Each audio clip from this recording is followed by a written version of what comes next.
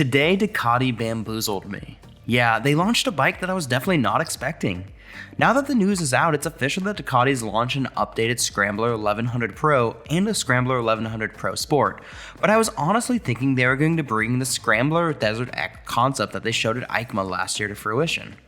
Well, I'm still going to hope that one day Ducati brings a 1100cc desert sled to compete with Triumph to the market, but until then, we've got to be patient. And really, it means that I've got to be patient.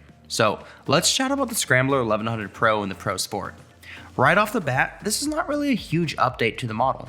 More of a slight swap of a few parts like the exhaust to make it Euro 5 compliant. But let's jump into the bike.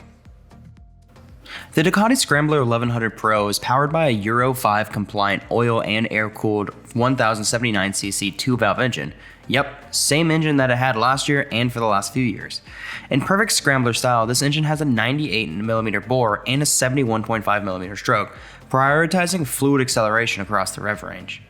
The L-Twin puts out a maximum power of 86 horsepower at 7,500 RPM and maximum torque at 88.4 Nm at 4,750 RPM. Their gearbox is a 6-speed unit while the clutch is a wet multi-plate type with hydraulic control and a servo-assisted slipper function that limits rear-wheel destabilization during downshifting. All of that should sound exactly the same as last year, because it is. One of the biggest changes to the Ducati Scrambler 1100 is the updated exhaust, which now features a low-slung catalytic converter and dual steel silencers with steel sleeves, die-cast aluminum end caps, and fork covers. It's a much-needed improvement from last year's model, which had it coming from each side of the seat. There is an upgradable exhaust from Burtoni, which gave it a bit more of that Scrambler look, and they definitely took that as reference. And besides that, the service intervals remain the same at 12,000 kilometers. Thanks to a wide set of handlebars, weaving your way through urban obstacle course on the Scrambler should be quite easy, while the 1,514mm wheelbase maximizes stability even at high speeds.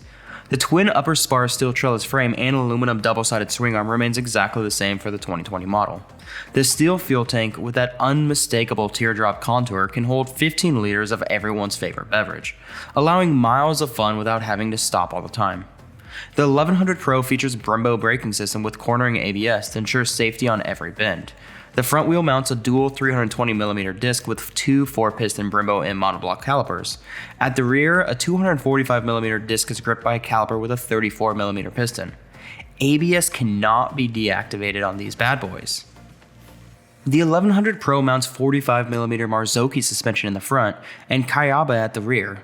The 1100 Sport Pro goes for that upgraded 45mm Olin system front and rear.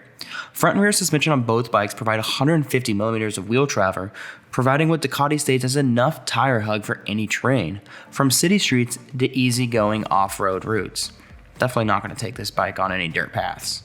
The bike will sit on aluminum machine finished 10-spoke wheels that are mounted with the Pirelli MT60 RS tires that were basically developed for the Scrambler lineup. The front headlight on the Ducati Scrambler 1100 Pro takes its cue from those on the other bikes in the Scrambler range. The LED ring around the headlight rim that acts as a daytime running light takes the Scrambler 1100 Pro clearly recognizable in daylight. Inspired by the protective adhesive tape used back in the 1970s, a black metal X has been incorporated inside the headlight. Something that I've never thought of until I had to literally read it off the press release. I've failed you all. I'm so sorry. At the rear, a full LED taillight assembly is mounted alongside. The Ducati Scrambler 1100 Pro instrument panel has two elements that mimic the other bikes in the range. The main oblong shape that is jabbed into the round shape. Overall, it's not something that I like at all, so let's move on. The Ducati Scrambler 1100 Pro features a new multi-function switch that lets riders select 3 different riding modes: Active, Journey, and City.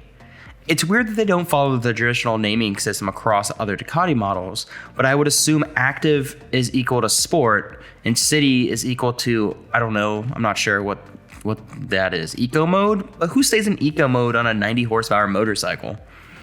The Pro will now be produced in an Ocean Drive livery, which does not mean that slapper of a song from Yellowcard, but I guess a gray tank with a yellow and black stripe, black frame, and a black seat.